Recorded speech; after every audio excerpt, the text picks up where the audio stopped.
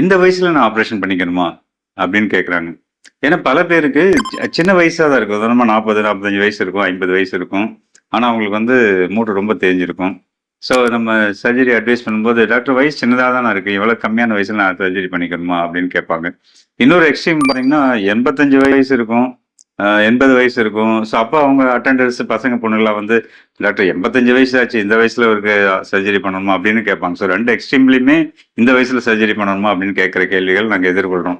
இதுல என்ன விஷயம் அப்படின்னா, வயசு அப்படிங்கிறது வந்து ஒண்ணு முக்கியமான விஷயமா இருந்தாலுமே கூட, எந்த அளவு தேர்ந்திருக்குது, அவங்களோட எக்ஸ்பெக்டேஷன்ஸ்லாம் என்னென்ன, அவங்களோட ஆக்டிவிட்டி லெவல் என்ன இருக்கு அப்படிங்கிற பொறுத்து தான், இந்த வயசுக்கு பண்ணணுமா வேணாமா அப்படிங்கிறது. சில பேருக்கு 45 வயசுலயே ரொம்ப சின்ன வயசுல நிறைய வேலைகள் பண்ணி, பண்ணி வெயிட் தூக்கி நடந்து, நடந்து ரொம்ப தேய்ஞ்சிருக்கும். ஸோ அந்த மாதிரியான இருக்கிறவங்களுக்கு மெடிசின்ல சரி பண்ண முடியாத ஒரு சூழ்நிலை இருக்கிறவங்களுக்கு, இது சும்மாவே மாத்திரையே குடுத்துறதுல எந்த அர்த்தமும் கிடையாது. ஏன்னா, அவங்களுக்கு இன்னும் நிறைய வாழ்நாள் பாக்கி இருக்கு. ஸோ அந்த வாழ்நாளுக்கு அவங்க வழி இல்லாம நடக்கிறதுக்கு மூட்டு மாற்று அறுவை சிகிச்சை பண்றோம்.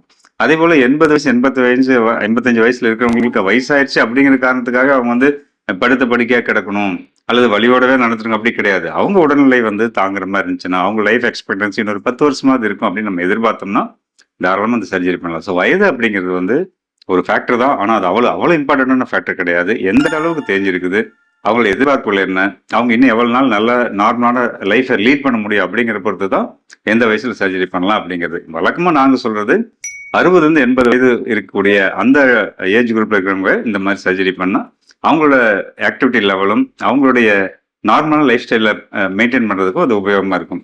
அதே சமயத்துல சின்ன வயசா இருந்தாலும், ரொம்ப அதிக வயசா இருந்தாலும் தேவைக்கேற்ப சர்ஜரி பண்ண வேண்டிய அவசியம் வரலாம்.